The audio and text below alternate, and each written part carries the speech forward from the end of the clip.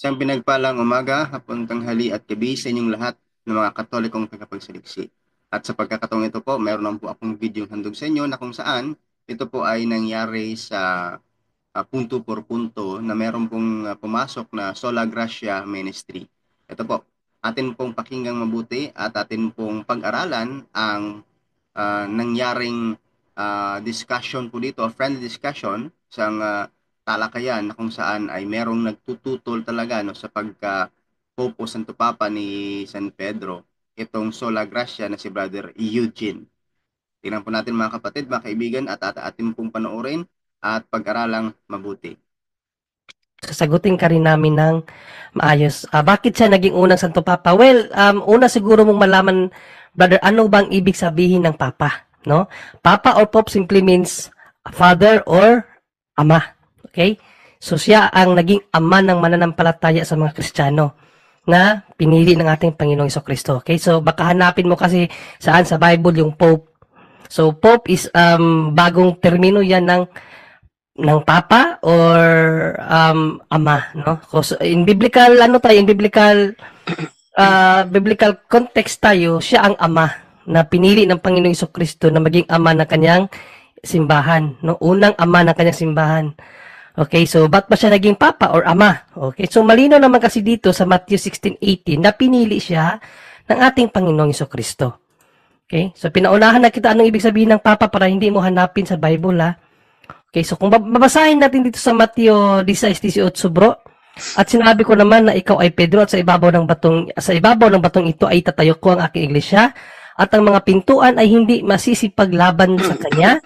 At sa 19, ibibigay ko sa iyo ang susi ng kaharian ng langit at anumang iyong talian sa lupa ay tatalian sa langit at anumang iyong kalagan sa lupa ay kakalagan sa langit. So sa talatang 19, kapatid, malinaw dyan, no? May significant dyan na dyan natin makukuha ang sagot kung bakit siya ang naging una na papa ng sangbahayan ni Israel, no? O ng ating Panginoong Jesucristo.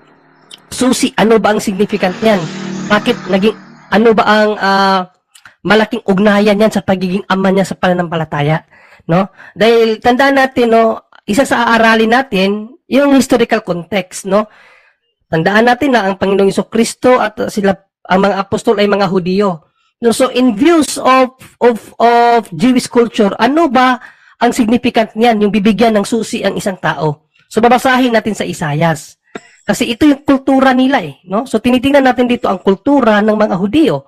O ano ba ang significant noon? So tingnan natin sa Isayas para makita natin what is the historical context behind that susi ba or that key.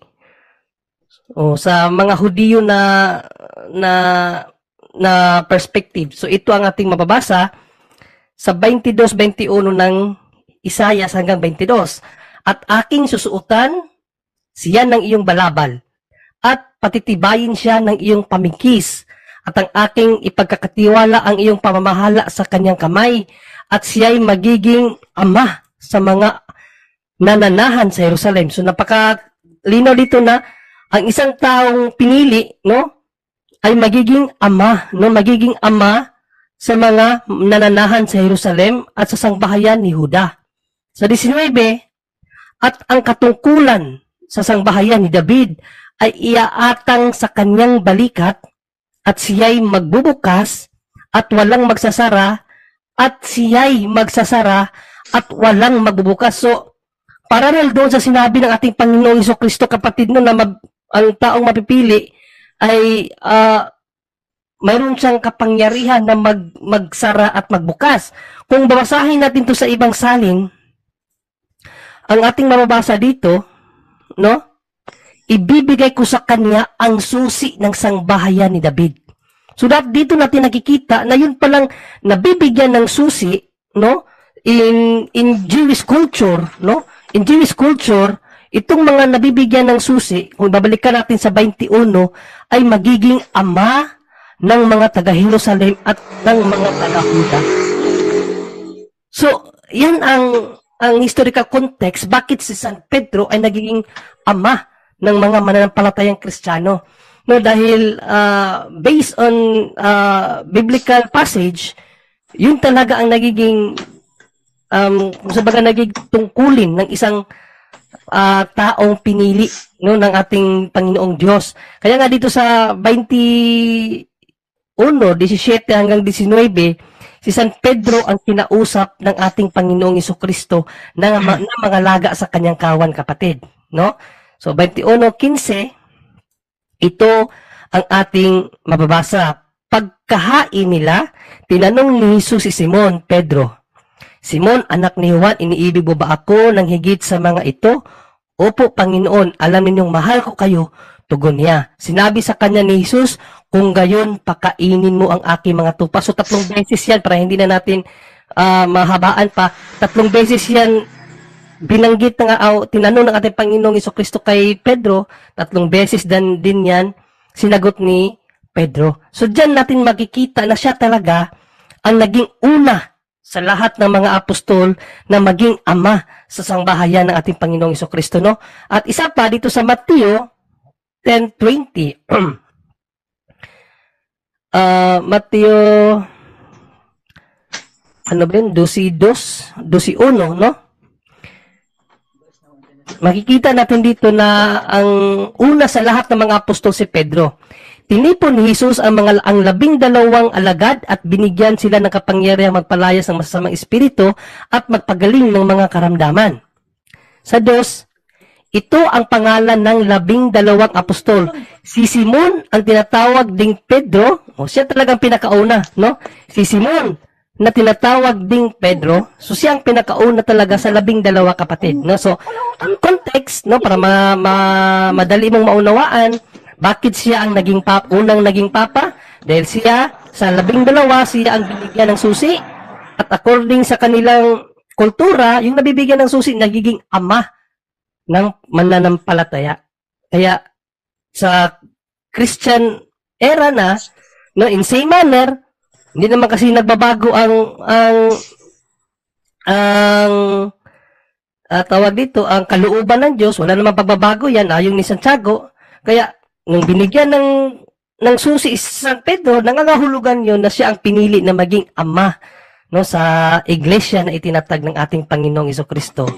Na yun naman ay malinaw na binanggit ng Panginoong Jesucristo sa Mateo 16:18 at saka 19. Sana naunawaan mo yung sagot natin, kapatid. Okay, brother. In shortcut, bro, Eugene. Kaya siya Santo Papa kasi siya ang Bishop of Rome. Maaari po bang mag-share? Patungkol sa maaari po bang mag-share patungkol sa artikulo niya sa mag-share ka? Papa po. Mag-share ka ng ano? About sa question na yan. About na sa question ko. Sabihin mo na lang po dahil ikaw naman tatanungin namin pag nag-share ka. Sige. Sige, sabihin mo na lang. Base sa ingay ha. Base kasi dito sa Mateo 16:18 na binasa kanina, binanggit. Pinaniniwalaan ninyo ng Katoliko ng unang papa kung kanino itinayo ng Diyos ang kanyang iglesia.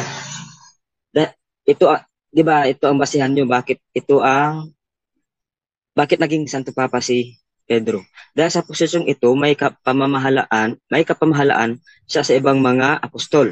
Itinuturo ng simbahan ng Katoliko na ilang panahon pagkatapos ng pangyayaring natala sa Aklat ng Gawa, si Apostol Pedro ang naging unang obispo sa Roma at tinaglawan ang obispo sa Roma ay tinanggap ng unang iglesia na may kapamahalaan sa lahat ng iglesia.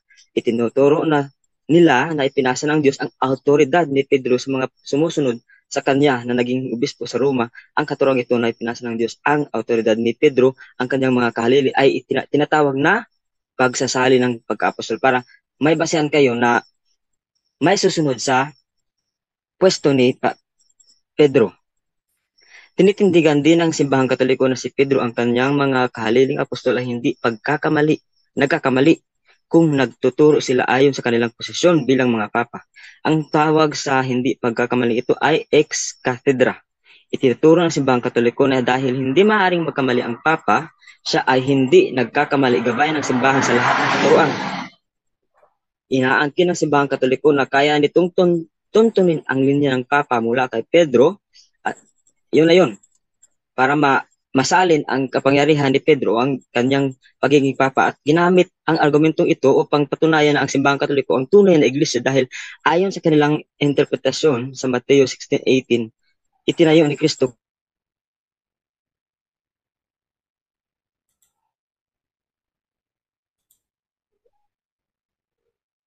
Nawala, Berjando? Nawala? Nawala siya. Ano yun, nagtatanong, naglilitan niya na yata. Nag-share siya ng kanyang idea. Dahil nag-share siya ng kanyang idea, siya ang babanatan ng tanong ngayon. Siya nawala. Bakit nawala? Kaya, Hello? Sayang, dahil siya ang nag-share, tatanungin talaga siya. Kaya nawala. Hindi tayo magtatanong sa kanya, siya tatanungin, nag-share eh. kasi Eugene, nawala eh. ano nangyari sa'yo dyan? Baka nawala ang ano nito, nawala. Hina signal. Eh, na-signal siguro. Hintayin ko na lang na baka bumalik. Sayang, umabot pa siya infallibility of the Pope. So, Kaya nga. makabalik siya. Ipatuloy natin ang kaniyang pag-share dahil siya ang tatanungin natin. Tanungin natin. So, sana bumalik ka na. Ayun, bumalik na. Okay. Has to unmute? Bro? Unmute ka, bro. Unmute ka, unmute. Lolo, rinig ako. Oh, kumusta signal dyan? Malakas ba o mahina? Malakas naman po na wala lang ako. Sige, Wala. continue. Huwag masyadong mahaba ha, dahil ikaw ang tatanungin natin. Sinasalaysay ko lang, nilalahad ko lang muna para masabaybayan natin yung ibig kong sabihin. Ngunit habang si Pedro, patuloy ko Sige, go.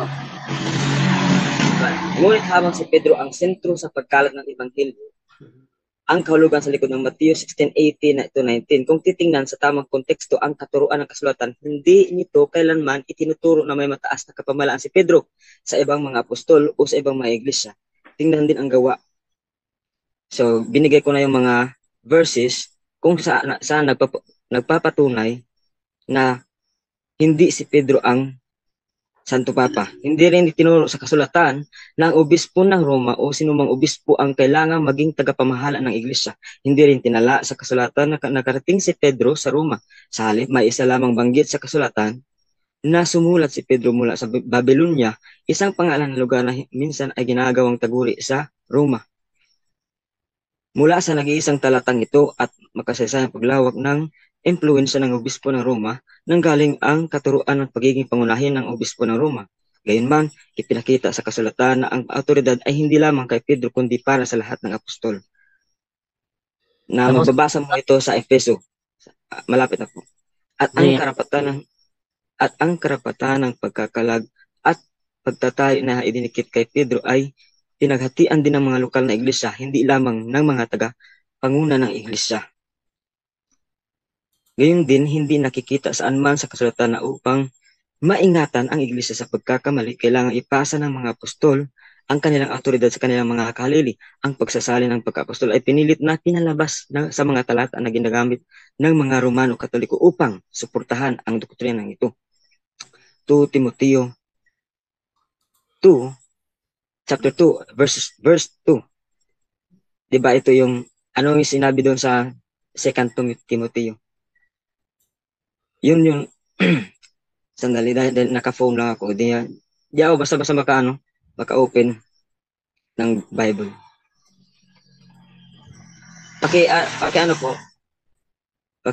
Tingnan po sa Biblia ng book ng 2 Timothy po. Yung sinabi doon. Anong talata? 2 Timothy? 2 Timothy 2 verse 2. Apo. So ano pinatutunayan, sinabi ba dito na hindi si Pedro ang unang Santo Papa? Basahin natin. At ang mga bagay na iyong narinig sa akin sa gitna ng maraming saksi ay siya mo ring ipagkatiwala sa mga taong tapat na makapagtuturo naman sa mga iba. Yan yung basihan nyo kung bakit si Pedro ang Santo Papa para maisalin. Diba? Yan, Sa, bro. Bro, magtanong ka muna sa amin, bro, kung ano paniniwala namin. Bago ka mag-conclude na yan na paniniwala namin. Yan ang tama mo, yan ang dapat mong gawin. Before ka mag-conclude, yan sabi mo ngayon na yan ang pinagbabatayan namin. Magtanong ka muna kung yan nga ba talaga pinagbabatayan namin. Dahil kung hindi, mali yung binabasa mo. isa lang. Rajando, Meron pa, dahil meron siya pa. nagpahayag, siya ang tatanungin ngayon. Yes. So, bro, ilang minuto ba ka matatapos dyan? Kasi ikaw naman tatanungin ngayon dahil nag-share ka. Sandali. Ang itinuro ng kasulatan, tapusin ko yung yung artikulo na sinulat ko. Ang tinuturo ng Baka ikaw kasulatan, nagsulat niyan. Yan. Kaya pala. Sige, go. ang itinuro ng kasulatan ay maraming maling katuruan ang lilitaw maging mula sa mga leader mismo ng iglesia at ang kailangan gawin ng mga mananampalataya ay ikumpara ang mga katuruan ng mga leader ng iglesia sa kasulatan na siyang tanging hindi nagkakamali. Hindi tinuro ng Biblia na hindi nagkakamali ang mga apostol, di ba? Maliban sa mga salita ng Diyos na kanilang isinulat na kabilang sa kanon ng kasulatan sa pagtuturo sa mga leader ng iglesia sa Filipos. Binanggit ni Pablo ang tungkol sa pagdating ng mga bulaang guro at sinabihan niya sila na labanan ang kanilang mga kasinungalingan. Di ba? Yung may ang ang paniniwala ninyo is ang Santo Papa ay hindi nagkakamali, pero sinabi dito sa Biblia na o hindi tinuro ng Biblia na hindi nagkakamali ang mga apostol. Mismo nga si Pedro nagkamali at pinagalitan ni San Pablo. Mali yung sinasabi mo, mali yan. Yan turo namin.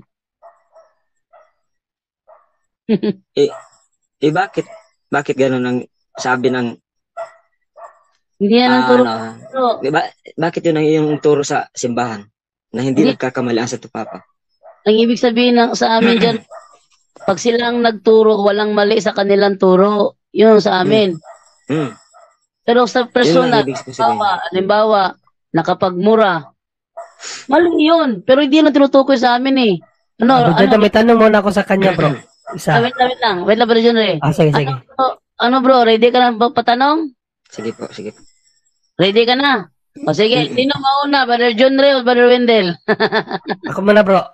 Sige, ikaw muna. Sige, go. Confirmation ko lang muna sa kanya, bro, kasi parang tinouch niya kasi ang infallibility. Yung tanong na niya ganun about sa pagiging Papa ni Pedro, no? So, sige, infallibility.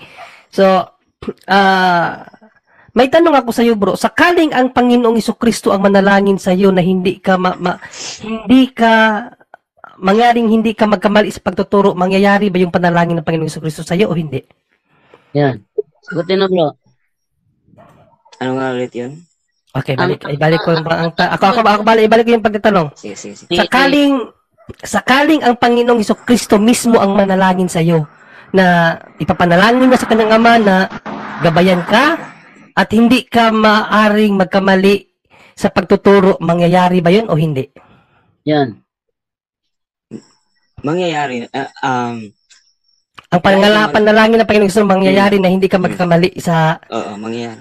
Okay. Mangyayari na ba yun, Ray? Okay, so mangyayari. So, clarify ko lang, mangyayari ang panalangin ng Panginoong Jesucristo sa taong ipapanalangin niya na hindi magkakamali sa pagtuturo, okay?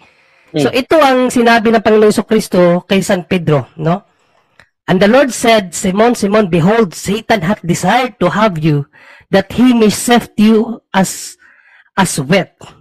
Sa 32, sabi niya, but I have prayed for thee, that thy faith fail not. Mangyayari ba to o hindi? Yan. Kapatid? Mangyayari ba yun, bro? Choppy bigla. Hindi ko maintindihan yung tanong. Okay. Tinanong na kita kanina. Okay, ulitin ko. Simplified ko. Tinouch mo kasi ang infallibility of the Pope, meaning to say, hindi magkakamali sa aral, kapatid, hindi sa sa kanilang personal na mga baka hindi mo nawan what is infallibility. So ipapaunawa ko lang sa iyo. It talks about faith and morals. Faith and morals, hindi sa kanilang personal na pagkatao, kapatid, no? ano sila, nagkakamali rin sila bilang tao pero hindi sa aral at sa pananampalataya, no? Faith and morals, doon sila hindi nagkakamali. So, since inano mo kasi yung infallibility of the Pope, no? At tinouch mo siya. So, tinanong kita kaganina. So, ulitin ko na lang yung tanong para ma-recap sa isip mo. Kapag ang Panginoong Jesucristo manalangin sa isang tao, Panginoong Jesucristo mismo na hindi siya magkakamali sa pagtuturo, mangyayari o hindi mangyayari? Ang sabi niya ba John Ray, mangyayari. Magkakamali. Magkakamali. So, ang mangyayari. Ganito. Ganito kasi yun. Ang tao, kahit anong gawin niya, ay, hindi kapatid. Wait. Ang tanong ko, ang bigyan mo ng pansin, huwag yung paliwanag mo, no? Oo, hindi lang, no? sige. Kung ang Panginoong Jesucristo mismo, ang Panginoong Diyos mismo, manalangin sa iyo. Papanalanginan ka niya na hindi ka magkakamali sa pagtuturo. Mangyayari o hindi mangyayari? Mangyayari. Kasi, Okay, salamat. mismo Kasi ang mangyari, Diyos so, nagsabi. kapag ang Panginoong Jesucristo ang manalangin sa iyo, hindi talaga mangyayari na Mm. magkamali siya. Okay, so babasa tayo ng talata, no? So ito Palawa. ito ang kanyang sinabi kay Apostol na Pero Pedro. yung basehan Wait muna kapatid, wait muna tanong kapatid, mo no? is, Babasahin mo, wala mababasa mo na ako, then walang tingnan tanong sa natin. Biblia. Yung tanong mo is, yung yung sinabi mo na about sa pagturo is klaro na nakasaan na sa Biblia. Lahat ng mga tinuro ng Diyos ay nandito na sa Biblia. Di ba, Diba? hindi tumutungkol to sa pagiging infallibility ni Panginoon, ni San Pedro eh. Okay, so ito ang sinabi ng Panginoong Jesucristo, no? And the Lord said to Simon, so Simon, wala namang iba, si Pedro yan. Behold, Satan hath desired to have you. So, si Satan, nagaano rin na makuha na si Pedro, no? That he may sift you as wheat, no? And then, pero ang sinabi natin Panginoong Jesucristo kay Pedro sa 32, but I have prayed for thee. Ipinapanalangin kita that thy faith will not, na hindi magkakamali ang iyong pananampalataya. Mangyayari yan kay Pedro o hindi?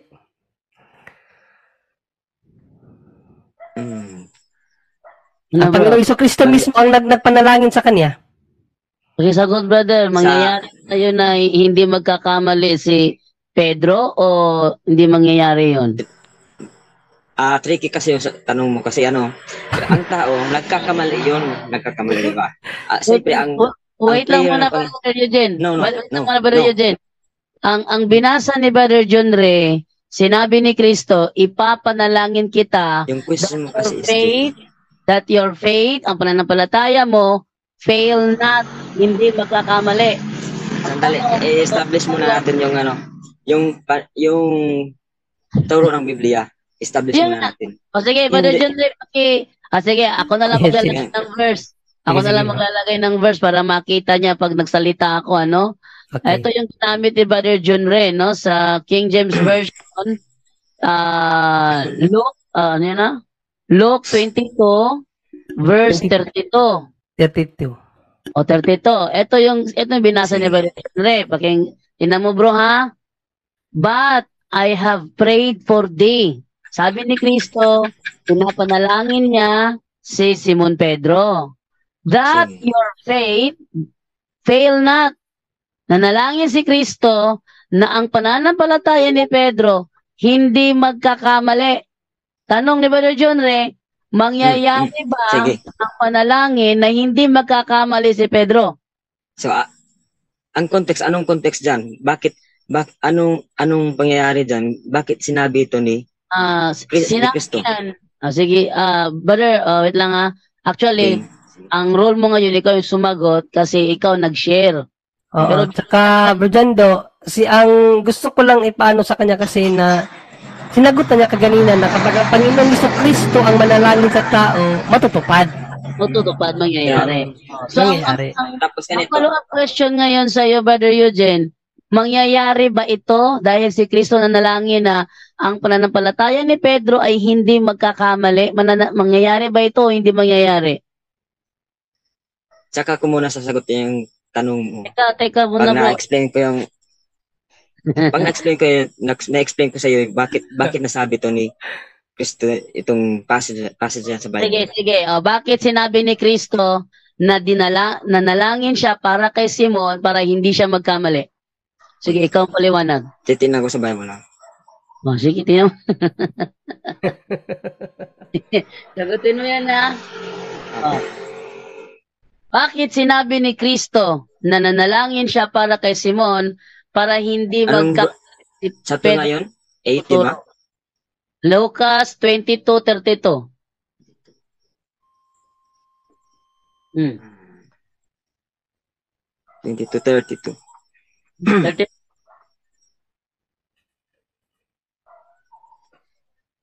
Di ba? Ang context dito is ang context dito is gi-prophesy na ni Lord na si Peter, because din niya, Simon, Simon, behold. Di ba 32 yun? Simon, Simon, behold. Ang context kasi dito is, before si Pedro, before niya i-deny si Lord 3 times, di ba? 3 times. Ito yung context dito eh. Simon, Simon, 31.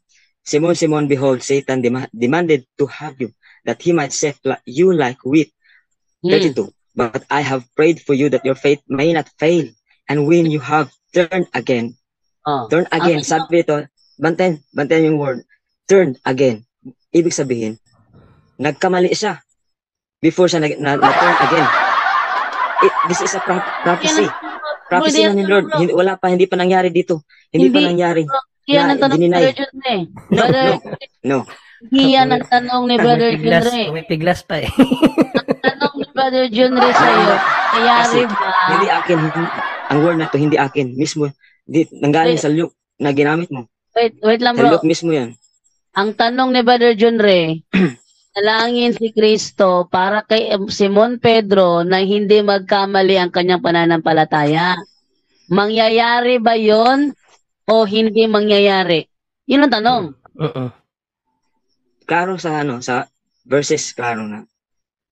Anong klaro? Magkakamali talaga si Peter. Magkakamali ka ba ni Jesus? So, hindi matutupad ang panalangin. Okay, so walang silbi pala ang panalangin ng Pero ang Panginoong. blessing ni Lord, kahit ganito ang grace, ganito ang grasya. So, ibig mong Kahit sabihin, mali si yung... Peter, Bro, pero matanong mo na pinapatuloy to. pa rin niya ang blessing kay Peter. So, ibig mong sabihin, mali yung sinabi mo kaganina na kapag ang Panginoon ang mananalangin sa iyo, matutupad talaga. So, mali yung sinabi mo. Hindi din. O, matutupad yung sinabi niya kay Pedro na hindi magkakamali si Pedro sa kanyang pananampalataya. Sinabi ko, oo, mangyayari. Pero mangyayari. Base dito, Ano ba talaga mangyayari? Hindi mangyayari. Dalilito na. sinagot ko na, oo, mangyayari. Klaro. Ayun. So, wala nang reason. Wala nang reason na si Pedro magkakamali pa sa kanyang pananampalataya. Kasi pinanalangin na siya eh. Let me explain. But before na nangyari yung blessing na sinabi ng Panginoon, nagkamali muna si Pedro. Tinignan niya mismo ang Diyos. Personal sin man yun, bro. Kaya nga, sinabi ko sa iyo kaganina, ang infallibility is about faith and morals. No. Wag ka Hindi ito about sa infallibility. Dito about sa Wait lang, Brother John Ray. pagkasanto papa ni Pedro. Klaro. Brother John, wait lang. Ang binasa natin kanina, ang pananampalataya niya hindi magkakamali.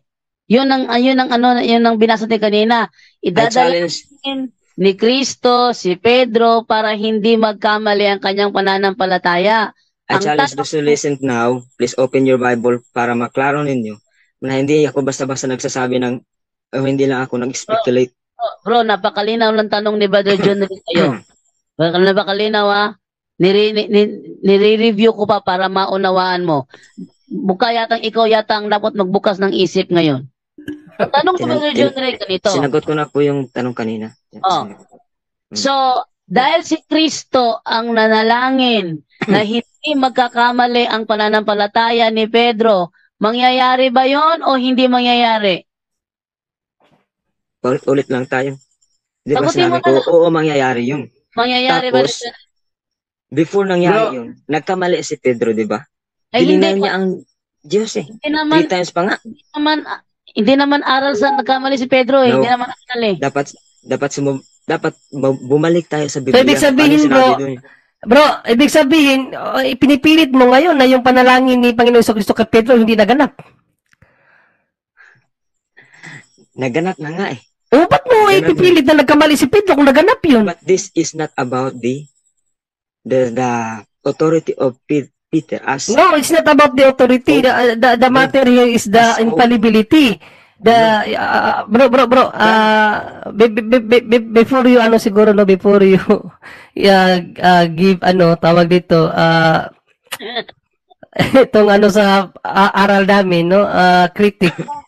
Aralin mo muna, ano ba ang infallibility, ano ba ang authority, wag mong ipaghalo kasi hindi man yan pagkain sa India na minimekos-mekos. wala naman po akong hinahalo-halo. At iba rin yung Kaya personal, nga sandali inilahat bro. ko muna yung una. Bro Eugene, Kaya nga binasa ko muna yung kanina. iba Inilahat rin ko yung muna personal, before ako mag-explain. iba rin yung personal sin, no? Iba yung infallibility. Tanong ko lang kay Bro Eugene kung pastor ba siya, yun lang, isa lang. Pastor ka ba dyan, bro? O ordinaryong ano ka lang po na miyembro? Hindi po. Hindi ako pastor. Pastor, na-remember na siya. So, Ordinary member. Brother Eugene, bago tayo magpunta sa next Student question. pa po ako. Student pa. Brother Eugene, bago tayo magpunta sa next question, ipinaalala ni Brother Angel Santos sa iyo na sa katuroang Katoliko, iba ang personal sin, iba ang infallibility. Correct. Sa katuroang Katoliko, With due respect po, wala po akong hindi ko po kayo yung ano pa tawag nito? ano?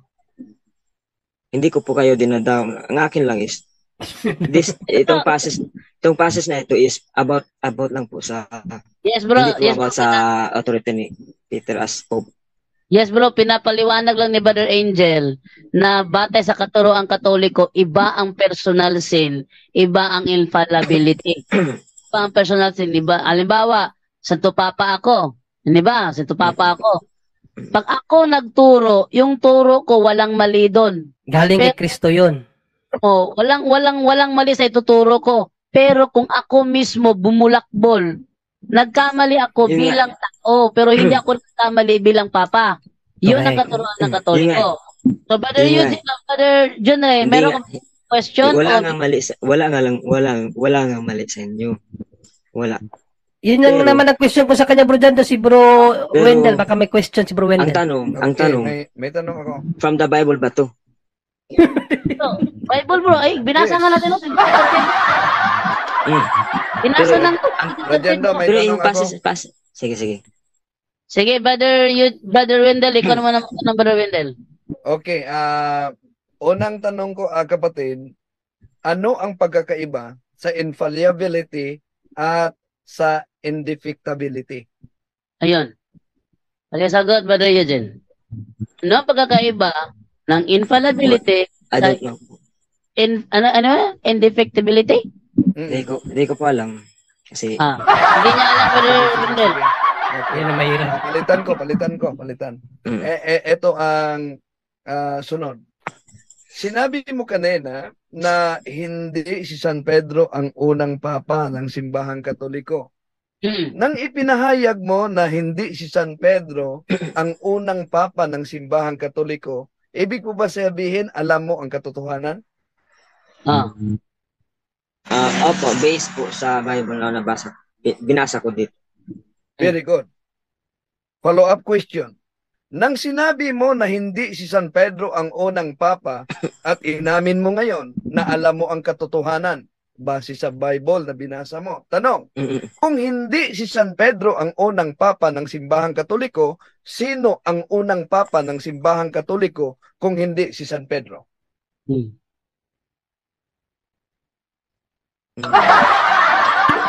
Simbahang Katoliko. Yes. Yun ang tanong ni Brother. Kasi kumontra ka na si San Pedro ang unang Santo Papa. Dahil kumontra ka, ibigay mo ang pangalan ng tamang sagot kung sino ang unang Santo Papa na hindi si Pedro. Ganito, kung hindi si Pedro, so ibig sabihin walang Santo Papa. Kung Teka, wala si Pedro. Bro, teka muna ha. Walang lokohan ha, walang lokohan. Huwag mong sabihin walang Santo Papa kasi may Santo Papa tayo ngayon. May Pope John Paul II, Pope Benedict XVI, Pope May Santo Francis. Papa. May Santo Ipaalala Papa mo sa kanya, ngayon because bro, dyan doon, na mayroon- umabot na sa 266 ang papa. So, mayroon talaga ng una. Oh, May sige Santo bro. Papa, Bro, pero ang tanong ni Brother that was Wendell established kanina, by human bro, ang tanong ni human bro, ito, authority. Brother Eugene, makinig ka muna. Ang tanong ni Brother Wendell napakalinaw. Binibigyan ka ng pagkakataon na ibigay ang sagot sa tingin mo ay tama.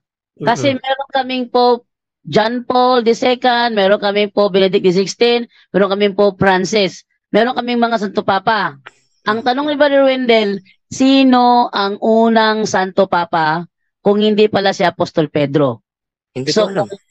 dahil Hindi alam ko mo alam. ang katotohanan, ibigay mo ang pangalan ng unang Santo Papa ng Iglesia Katolika. Hindi ko alam. Follow up na dyan, bro. Hindi niya alam, Brother Hindi, Wendell. yung tanong, Santo Follow up, Papa. follow up. Oh, Santo Papa. follow up na tanong. Naalala mo ba yung preliminary question ko kanina na sinabi ko? Sa pagsabi mo na pagtutol mo na si San Pedro ay hindi unang papa, alam mo ba ang katotohanan? Sabi mo, alam mo. Ngayon, follow up question ko.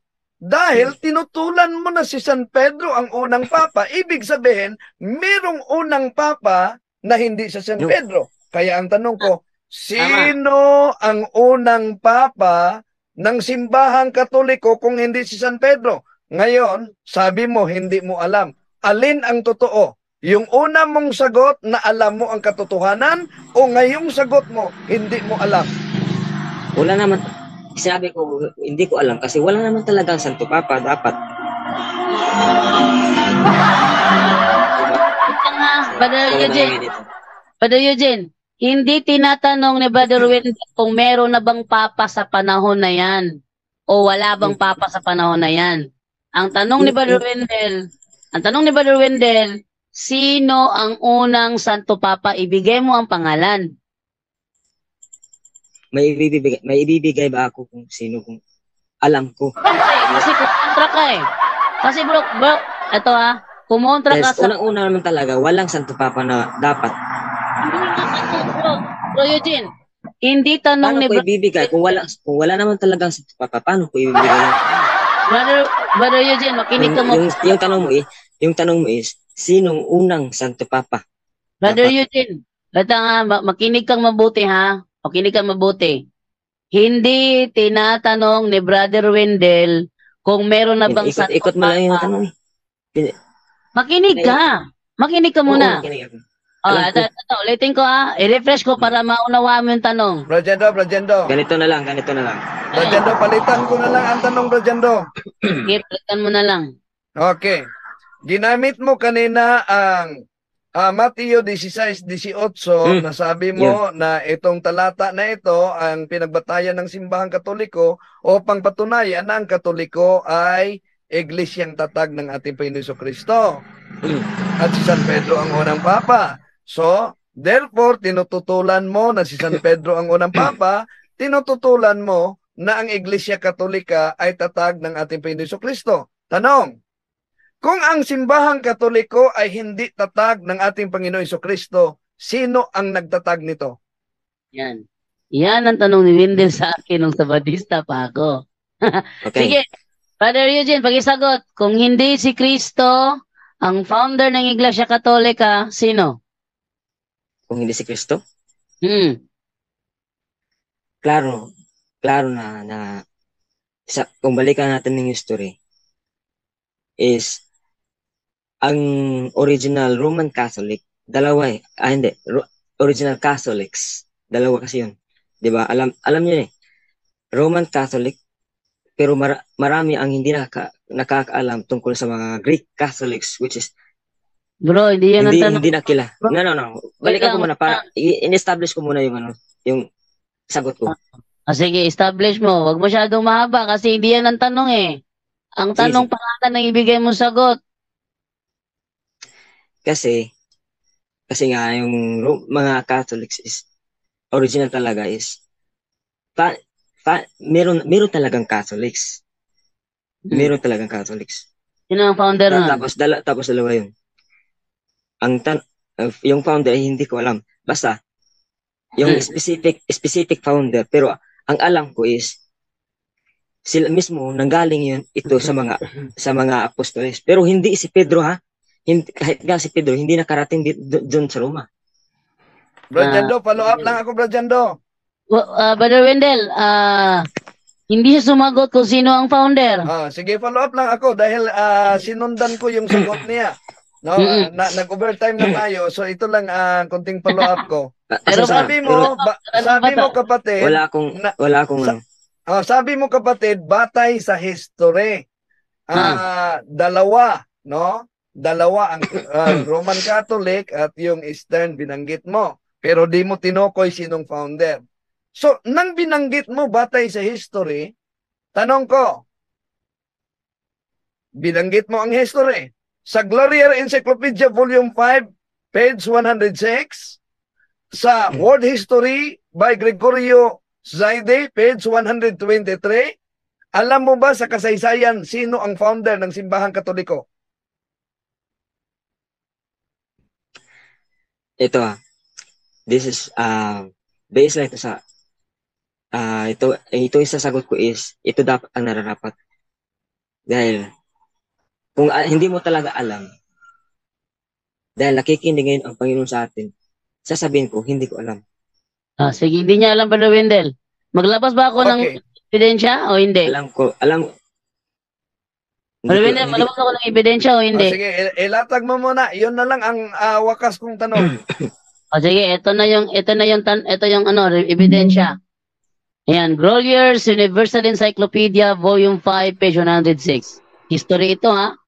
Sabi, Catholic Church, from Greek Catholicos, universal, general, term generally applied to the divine society founded by Jesus Christ and endowed by the outpouring of the Holy Ghost on the day of Pentecost.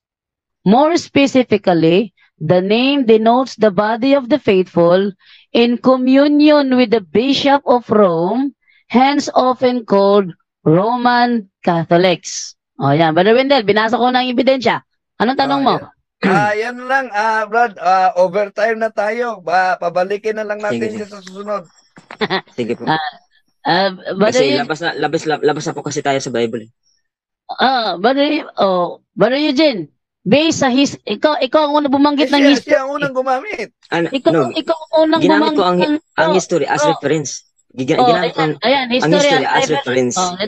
Pero hindi ako umalis sa Bible. Ginamit mo ang history as reference. So, gagamitin natin ang history as reference. Based dito sa history, sino ang founder ng Catholic Church?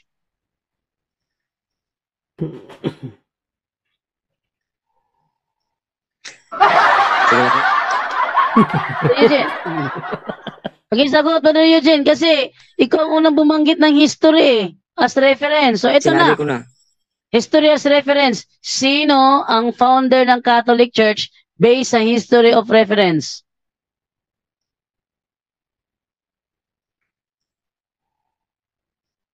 The Bishop of Rome. Ano Bishop? Ulitin ko basa ha? Catholic Church, term generally applied to the divine society founded by Jesus Christ. Founded by Jesus Christ.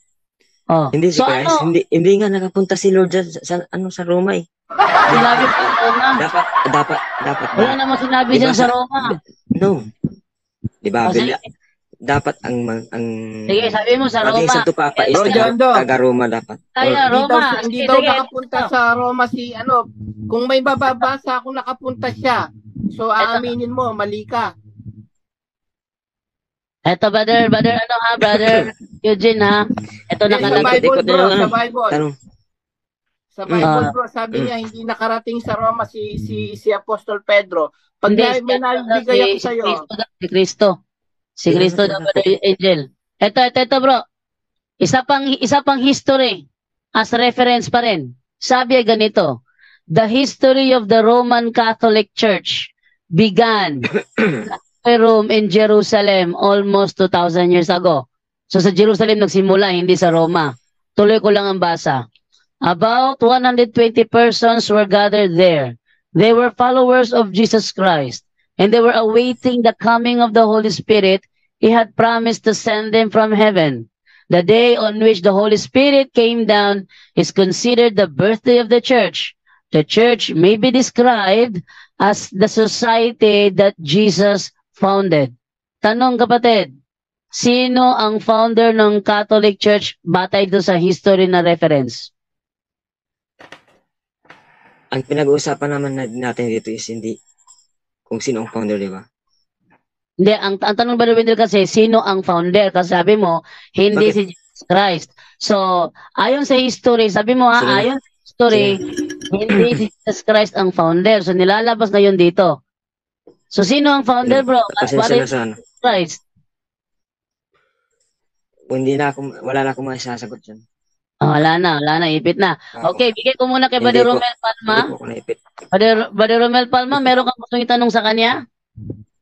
Pwede po ba? Pwede pang magtanong, bro? Sige, pagbigyan kita para hindi naman unfair sa side mo. Overtime. Okay na po, Brother Eugene, magtanong? Sige. Sige. Sige, tapos sa Brother Wendell, ikaw na lang yung last kasi ano na tayo. Tinatanggap ko po. Sige po. Tatlong katanungan lang kasi hindi ko pa ito na-notice. Unang katanungan patungkol po kay San Pedro, tungkol doon kanina sa infallibility dahil hindi natapos yung isyong yon. Ang sabi mo kasi, merong kasalanang nagawa si San Pedro, pero pinapaliwanag yung infallibility ay patungkol sa kasalanan sa pananampalataya o pagkakamali sa pananampalataya. Ang question ko po, nagkamali ba si San Pedro sa pananampalataya after the resurrection of Jesus? Yan, pakisagot ba? Yes po. Nagkamali. Nagkamali siya sa pananampalataya, Hindi Brother ko Romel. matukoy yung exact hindi ko matukoy yung exact passage, pero si Pedro si Pablo yung nagalit. Nasa Acts ata yun. If I'm not mistaken, nasa Acts yun. Pinagalitan ni sa sulat mismo ni kung hindi ako mali, nasa sulat ni Pablo or nasa Acts. Pinagalitan niya. Wait lang, Brother Eugene. Ang laman doon is pinagalitan niya si Pedro because nagtago siya, umalis siya dahil dumating ang mga Gentiles na mga Christians dahil natakot siya na mapahiya.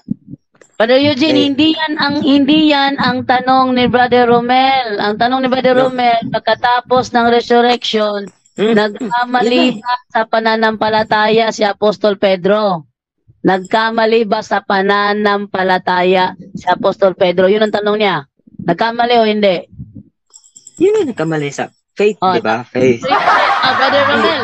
May connected pa rin yun sa faith ng yung ginawa ni Pedro. Brother Romel, nagkamali daw sa pananampalataya. Bro Jando, klaruhin lang natin, Bro Jando. Ibig mong sabihin, Brother Eugene, yung si San Pedro may pananampalataya doon sa mga Hudiyo na sinasabi mo? yung belief kasi ng Jew. Baka di mo na unawaan, bro, yung tanong ni Bro Romel. Yun lang. Tuloy, Bro Romel. Ito na lang. Brother Romel, ang sagot niya, nagkamali sa pananampalataya sa Apostol Pedro. Yan ang sagot ni Eugene.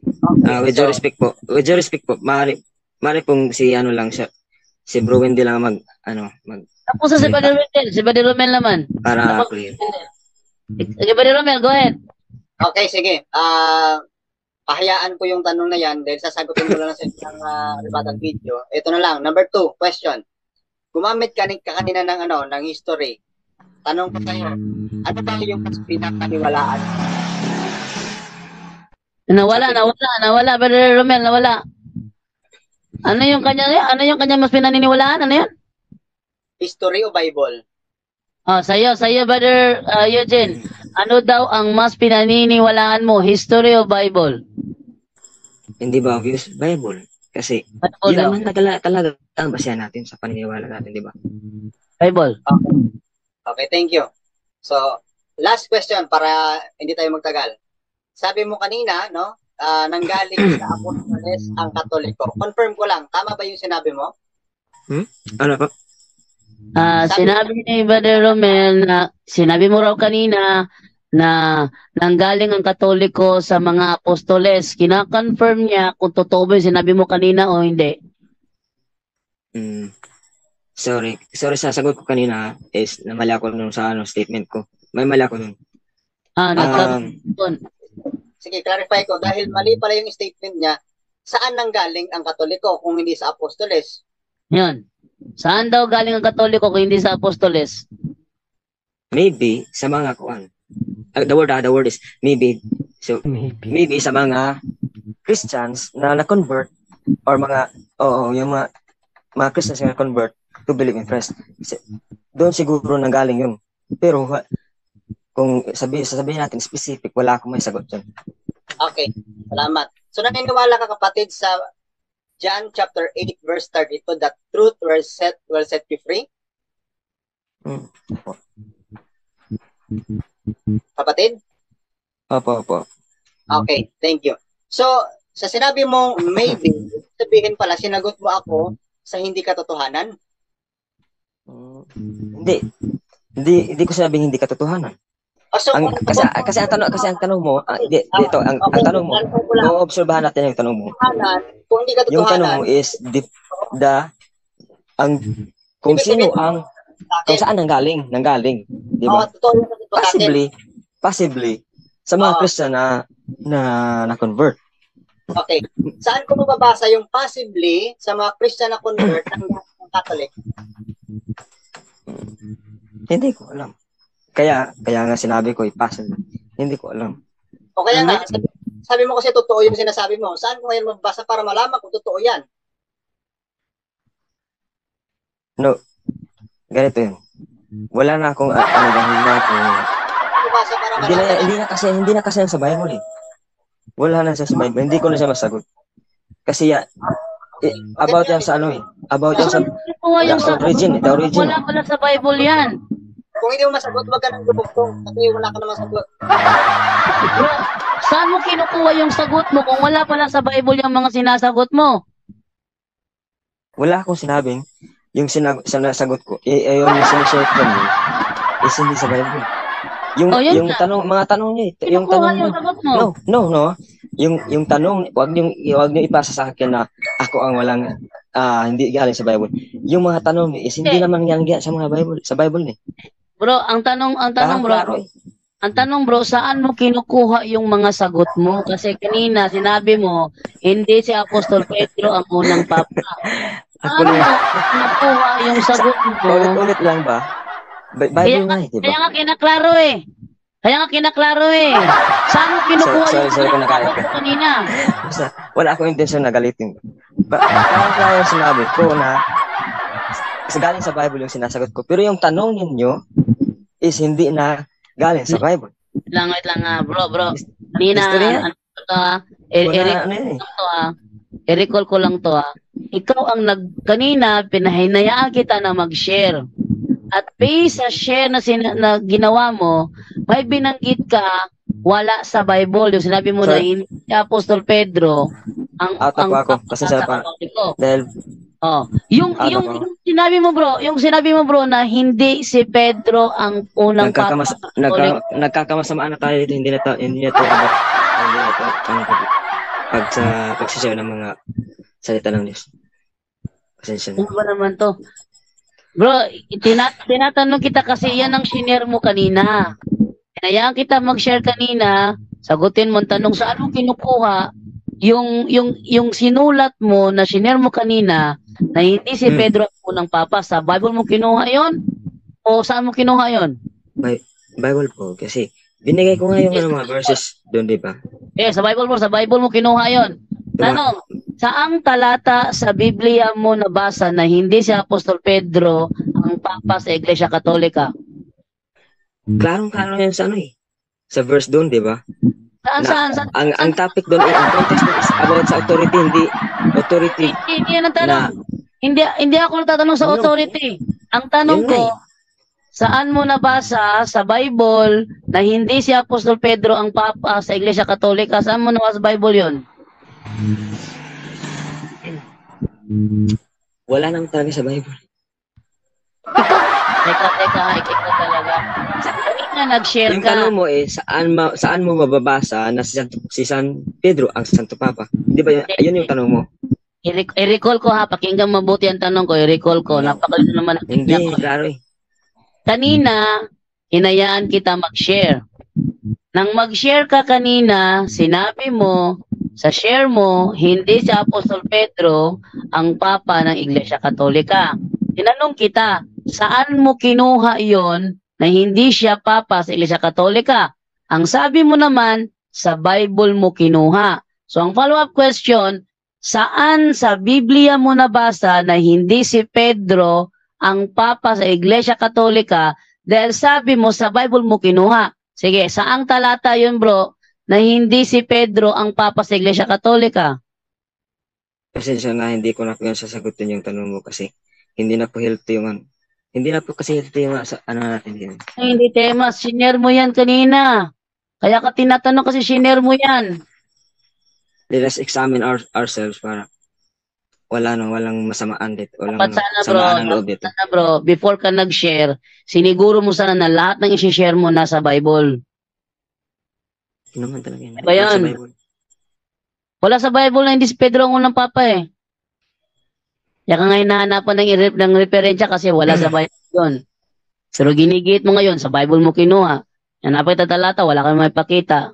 So at least, napatunayan na yung mga Yung tanong mo kasi, kanina, klaro mga tanong mo eh. Ha? Paano ko sagutin eh? Yung mga tanong mo is, klarong-klaro na parang masama na yung loob niya sa akin. Anong masama? Bro, ikaw ang nag-share na. Turas, tanungin kita doon. Ikaw ang nag-share nun. Alam nga, pabayaan ko yun.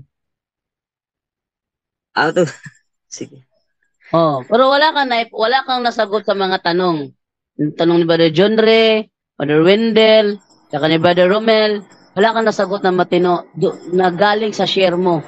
Yung share mo, Just establish your word before mahina lang yun bro. Yung share mo kanina kasi, Hindi. natanong ka doon eh. Establish mo yung word mo. Gusto mo lang Sige, justify. okay na haka yun bro. Naghaka ka kanina. Ang dami mong binanggit, Santo Papa. Saan mo kinuha yon? Sa Biblia? Sa reference? Dahil yun naman talaga paniniwala niyo.